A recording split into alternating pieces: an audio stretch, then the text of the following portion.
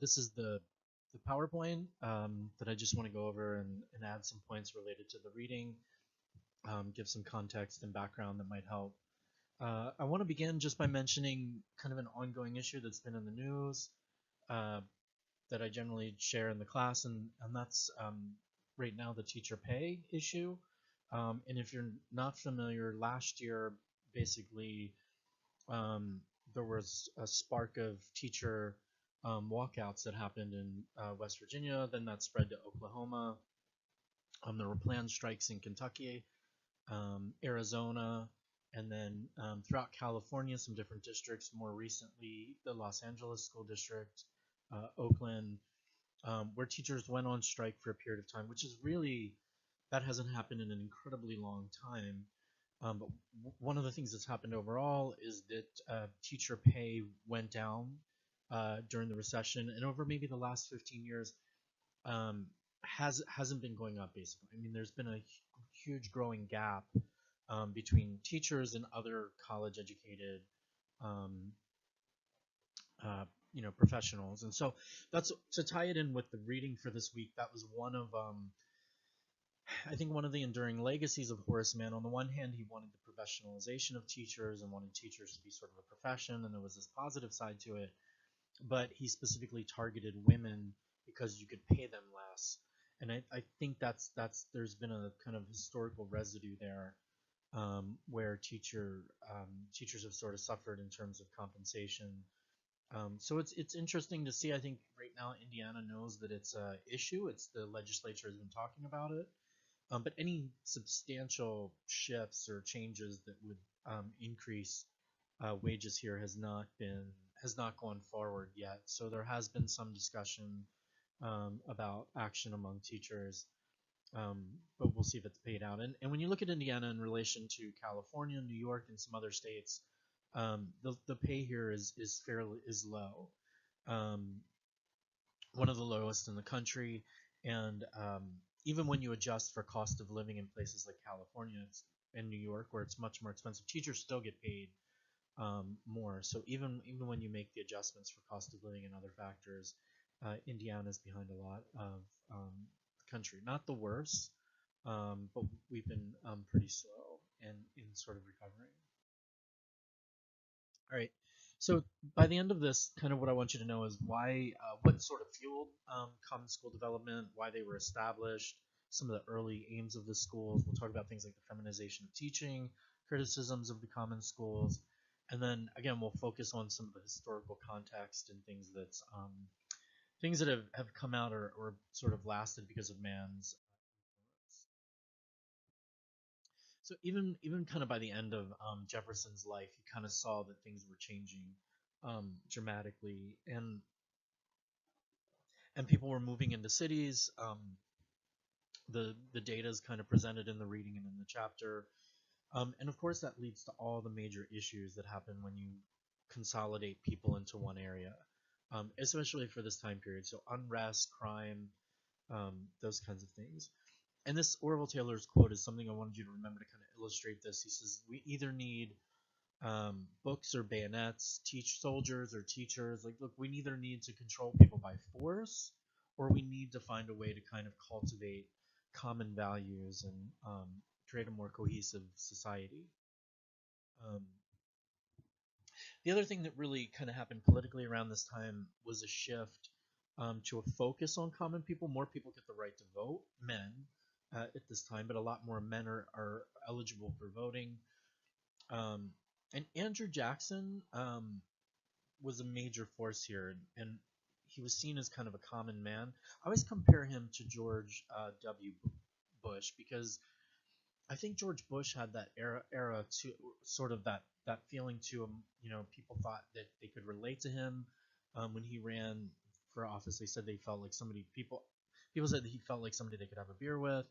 His campaign would show him like doing yard work and cleaning up. But when you really look at him, he was the son of a president. He came from a very wealthy family. He went to Ivy League schools. Jackson was similar to that. He just had this aura of a common man, I think, because he was the first person to run for president outside of the Mid Atlantic. He had been a soldier. Just he had kind of a different background. Um, President Trump is very fond of Andrew Jackson because Andrew Jackson was considered such a kind of outsider and a disruptor of the normal system, um, and that's something I think that people made comparisons with the president. And so if you see this picture, he has a picture of Andrew Jackson that he hung up in the Oval Office. One of the things that I think is key to kind of note with Andrew Jackson is he's responsible for what Native Americans consider to be a genocide against their people. The Forced Removal Act and the Trail of Tears and all those things were presided over by Jackson. There are some Indian casinos where they won't take a $20 bill because Andrew Jackson's face is on it. That's how hated he is within the Native American community. And I mention that because for our topic tomorrow. All right. The Whigs. So Jackson was so popular though at the time period that another political party formed called the Whigs, and this party um, basically what Andrew Jackson said was to get the government out of things, to remove the government from financial affairs, get rid of the federal bank, all that he wanted to get rid of. I think that too is the other thing Trump resonates with. You know, Jackson was a conservative who wanted to get rid of. And so what the Whigs did was basically said, look, we can support the common man and the common person. The government can have a role in this by building roads, by developing hospitals, by supporting things that help the everyday life of common people. And um, and then, of course, the most effective, long-lasting, influential change was the common school, or what eventually became nationally known as public schools. Um, so this is the national effort for a public school movement. When we say common schools, what we mean are public schools, what we would call them today. As a quick side note, the Whigs eventually evolved into the Republican Party, and then Abraham Lincoln comes out of that, and slavery, those kinds of things. Um, so the public schools basically to develop, to help everyday people, and I'll go over some of the key features of them in a minute. Really, what he focused on, Horace Mann, was kind of changing the structure of schooling and the way that it had been done previously. The main things that influenced or helped him to be successful in this were urbanization, what we've talked about, people moving into cities, and so that's a big part of it. Industrialization, and so up until this point, most people would have gotten educated through um, a apprenticeship. They would have learned a skill. Well, when you have people who are just putting, when there's factories now and everybody's just putting a bolt on, one thing over and over again, it kind of creates this difference or this change in the way that you needed to deal with people. And then as the country's evolving too, people are looking into ending child labor, those kinds of things. And then immigration, and specifically people that were immigrating were the Irish at this time. And so the Irish, who were considered to be from a strange religion, and this was from a textbook kind of from the time period depicting the Irish. It's major bias and sort of um, mistreatment of the Irish. But the Irish created a lot of the people who were coming over. This was the potato famine. These people were poor, and so they brought with them into the cities a lot of issues. And the idea was that these people needed to be um, acculturated into the American system. And this is what kind of led to also the public schools developing a kind of subtractive approach to Americanization in cities. Um, so one of the people that are again that I want you to be familiar with coming away from the chapter is Horace Mann. Horace Mann's known as the father of public schools or the father of the common schools. Um, and what Urban says about that is, look, like you shouldn't on the one hand, we shouldn't attribute something so important and complex and influential as schools to one man.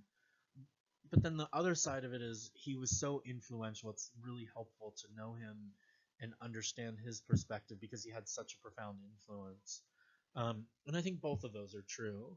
Um, if you are travel the country, you'll notice in a lot of different places, elementary schools and different schools named after Mann, Horace Mann. So um, to me, it's just one of those things that if you're in the field of education, you should know who Horace Mann is. I mean, he was essential to your profession.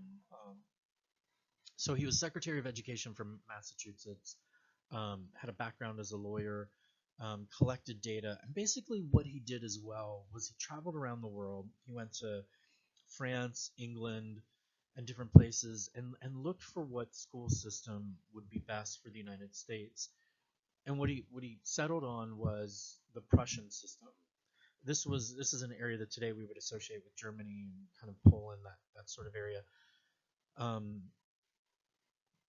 but they had similar issues where a lot of different people migrating who had different kind of ethnic affiliations, um, and they had succeeded in sort of assimilating these people, and that's something that Mann wanted to do with our country to help assimilate and merge people into the country. Um, these are some of the main issues that he focused on, and I'm going to come back and we'll talk about these a little bit later. But what he brought from the Prussian system, I think, are things that today we just kind of take for granted. Um, but they're unique, kind of in a sense, to our system, or just something we decided to do. So tax funded, you know, in a sense like universal, which I kind of put in quotes because, of course, there's issues and complexities related to African Americans and other groups.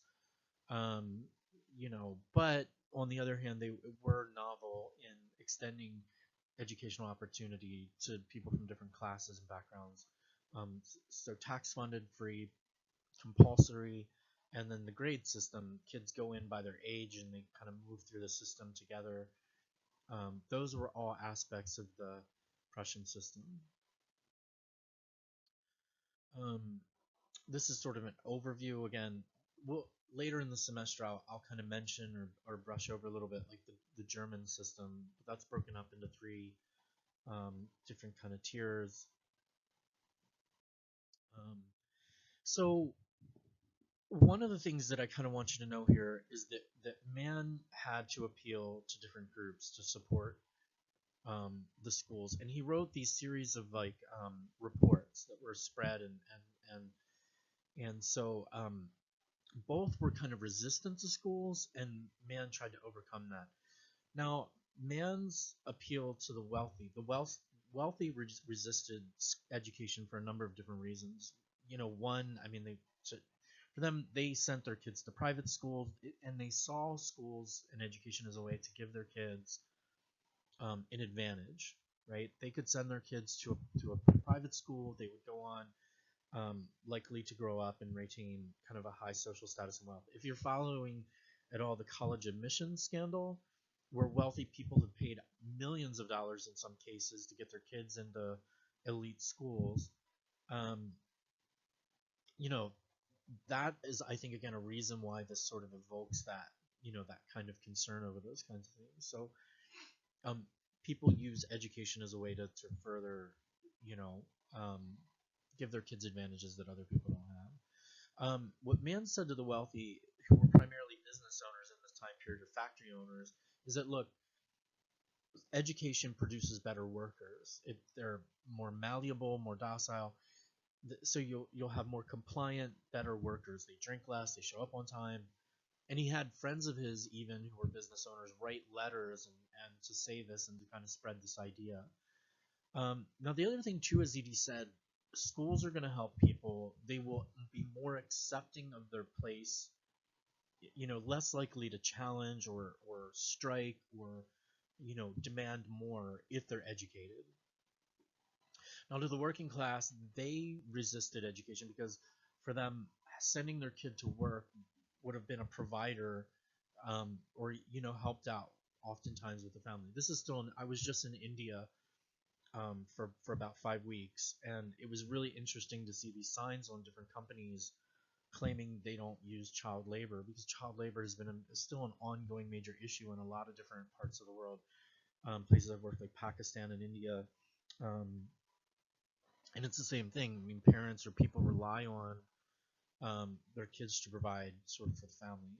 Now, what he told the working class was that basically, look, your kids will come out of work, but they're more likely to rise up the social ladder um, if they're educated. And so, if you kind of see it, it should be obvious that he's telling two different groups of people two different things.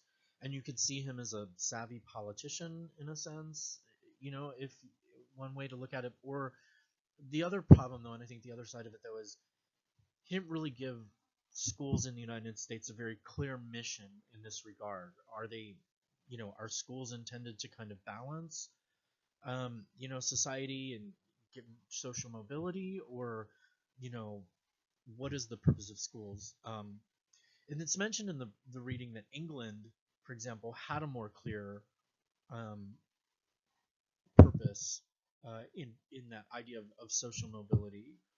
Um, but that made them more controversial and kind of problematic. So it's complicated, I think. Um,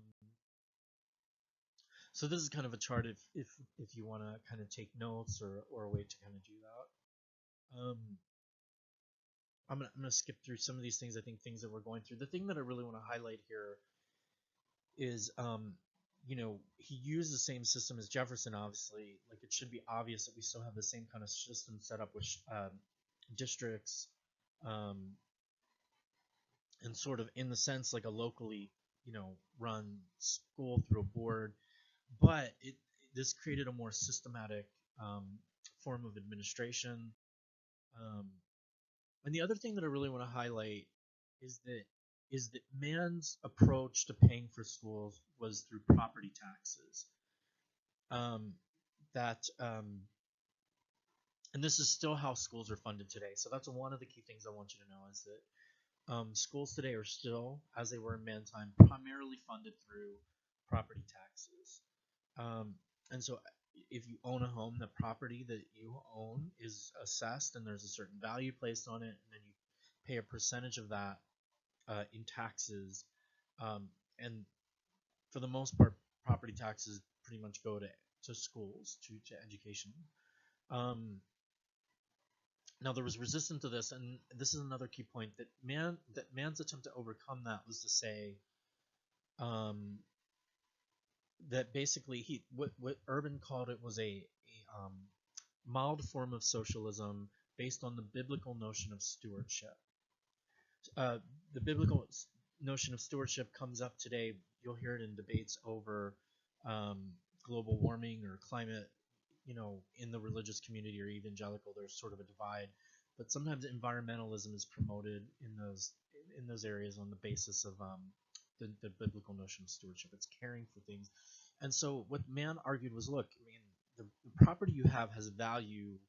Like, yes, he believed in property ownership, but has value because of the surrounding context that it's in, and the property was here before you, it'll be here after you, and the value that you get from that property is more dynamic. It comes from the context in which it finds itself. And so of course what he says is, look, you have an obligation to that surrounding society to contribute to it and to that value, um, that you sort of inherited with that property in a sense.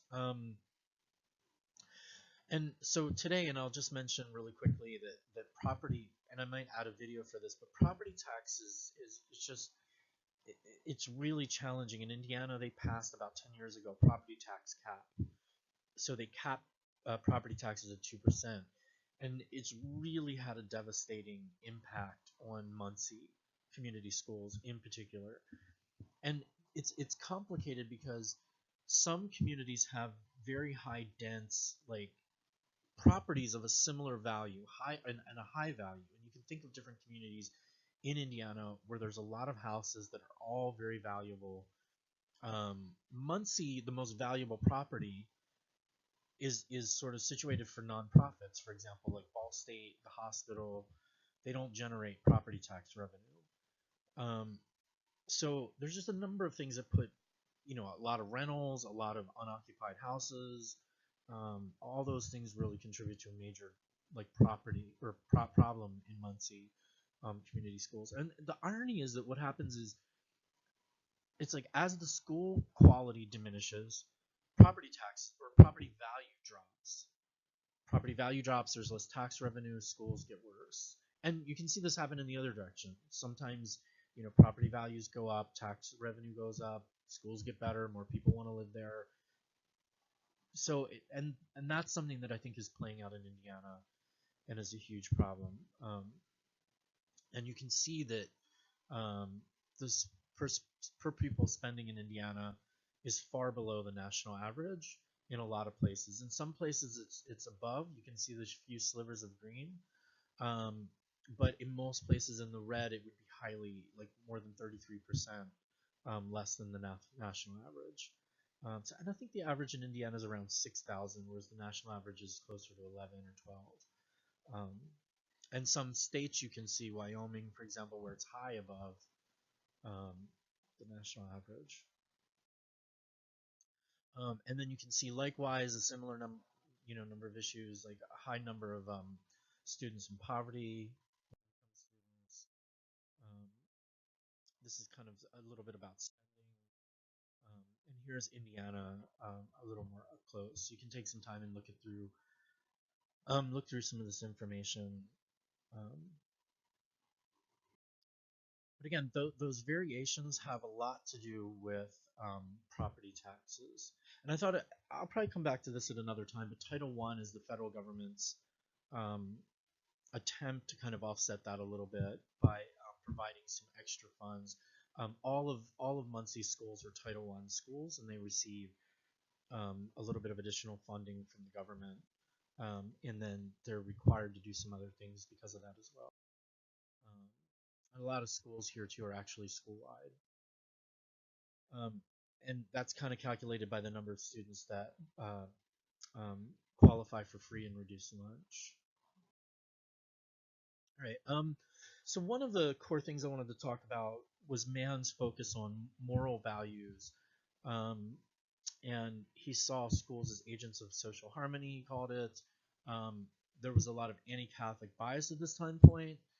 He was very complicated on the issue of church, the separation of church and state. He wanted schools to be moral, kind of based on, in a sense, like Protestant kind of ideas, but still to be like non-sectarian, and that means non-religious.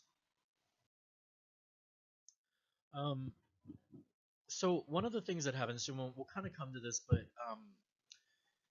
he's kind of said a pedagogy of love. He talked about he wanted to really change the culture of schooling, which had been very, schools around man's time were very kind of disciplinarian, like corporal punishment, those kind of things, um, and that was a real focus for man. He wanted teachers to kind of instill values rather than doing it through fear and intimidation, those kinds of things. So we'll come back to some of these issues. Um, a couple things that influenced man, and you don't need to know anything about Pestazoli, but he was heavily influenced by Rousseau, Jean-Jacques Rousseau, who we talked about previously. Um, like sort of child-centered learning, or that kind of thing. I think would have been sort of the idea at the time. I just mentioned it because, and this is mentioned in the chapter, there was a utopian village in New Harmony, Indiana, southern Indiana, based on Pestazoli's ideas and blurring the line between workers and kind of owners and things like that. And as you might imagine, like most utopian villages, it didn't, it fell apart at one point, but the remnants of the community are still there in Indiana. Um, the other Another influence that I think is interesting, man was influenced by craniology, which is a quack science from the 20th century.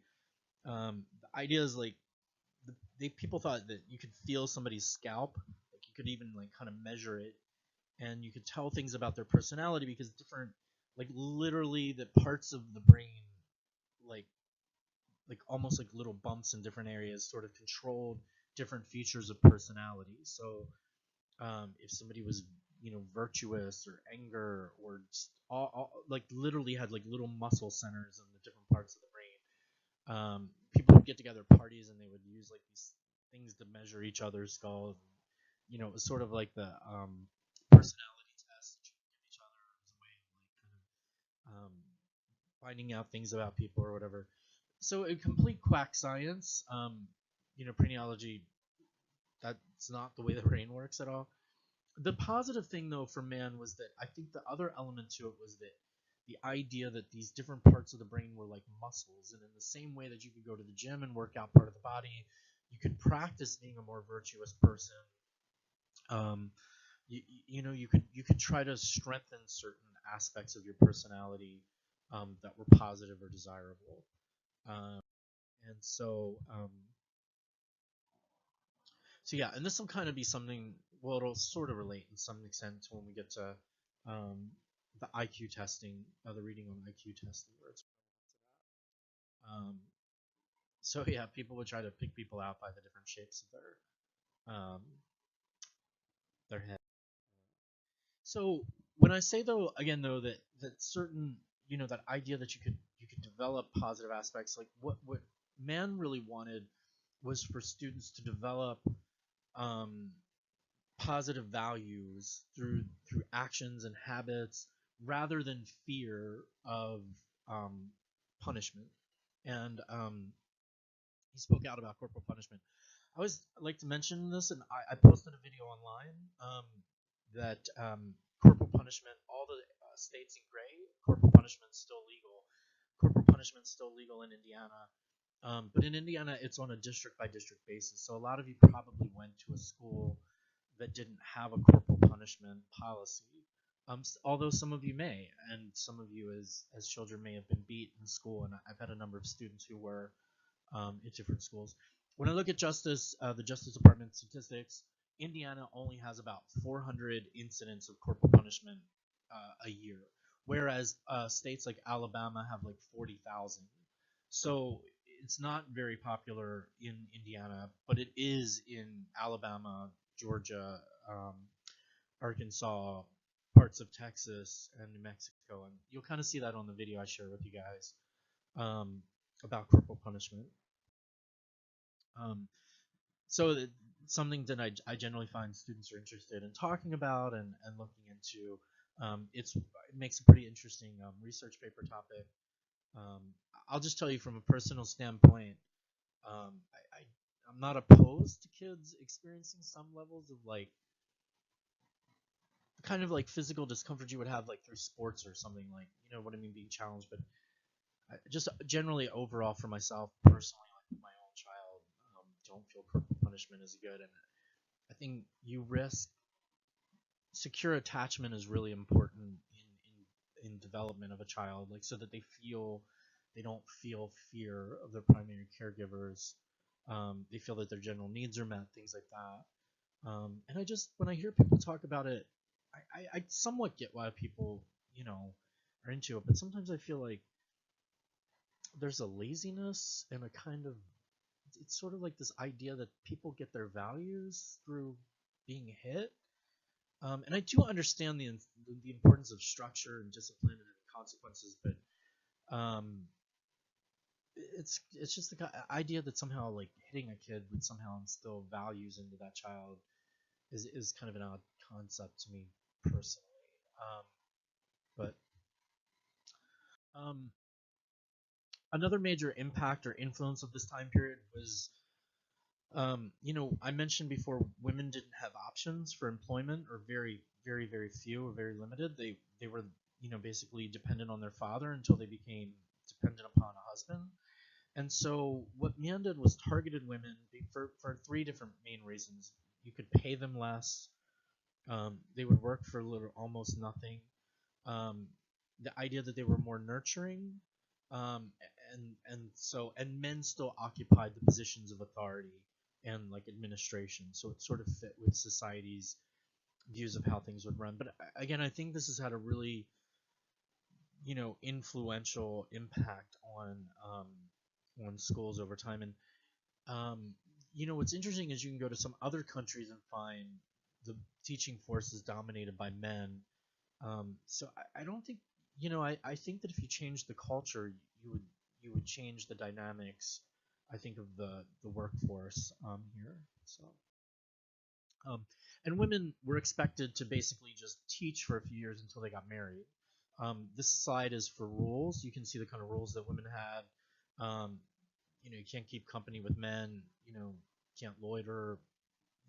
Can't smoke cigarettes. Wear bright colors. All this kind of craziness. So women would do it for a period of time, but I always think the women who did it were really adventurous. Like a lot of times they would go off, and it's for a woman at this time period to live on her own. I just think there were probably some really interesting people who sort of chose this path.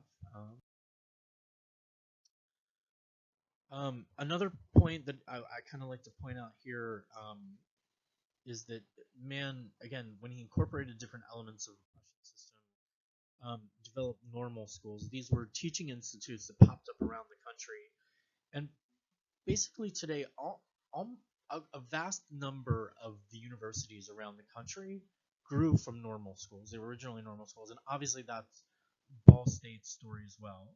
Ball State was a normal school, and then eventually it became a college, and then it developed into a university. Um, and that's true with a lot of different schools, universities around the country. These are the original. The normal school was the administration building, the oldest building on campus. Um, and again, focused on women. Um, and again, it's just simply had I think, a lingering impact in teacher pay, teacher compensation.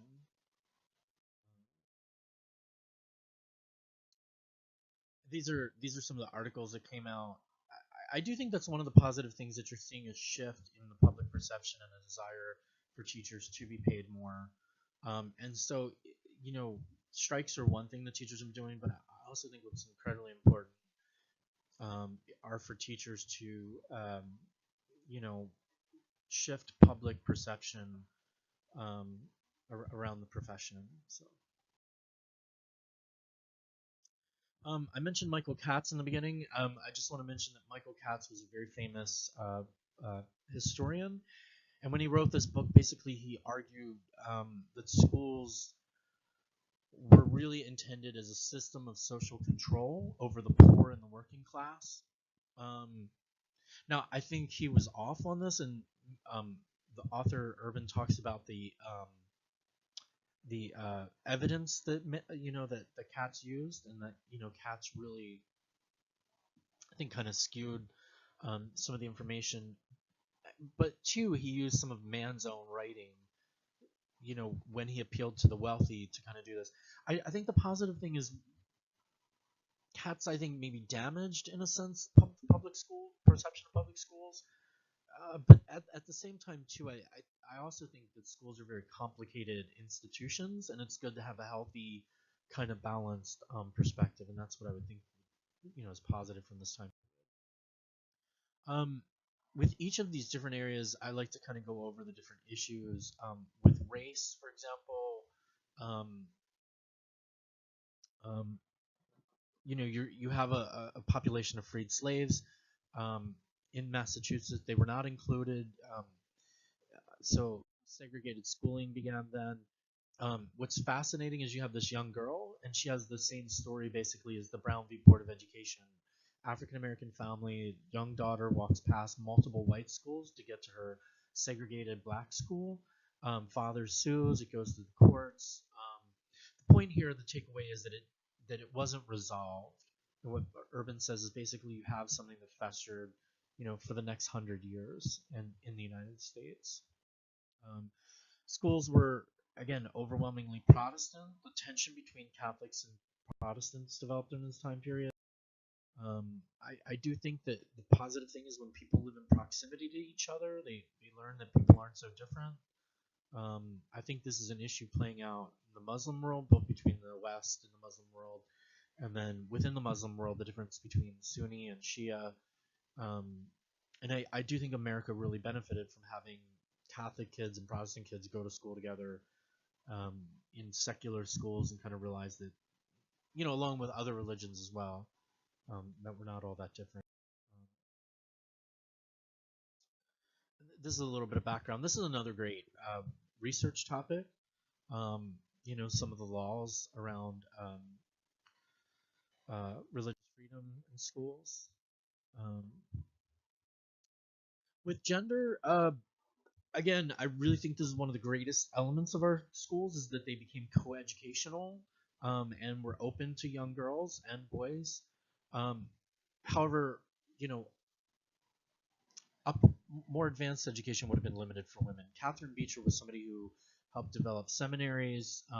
These kind of focused on domestic arts, wives and mothers, um, but had a major influence and impact.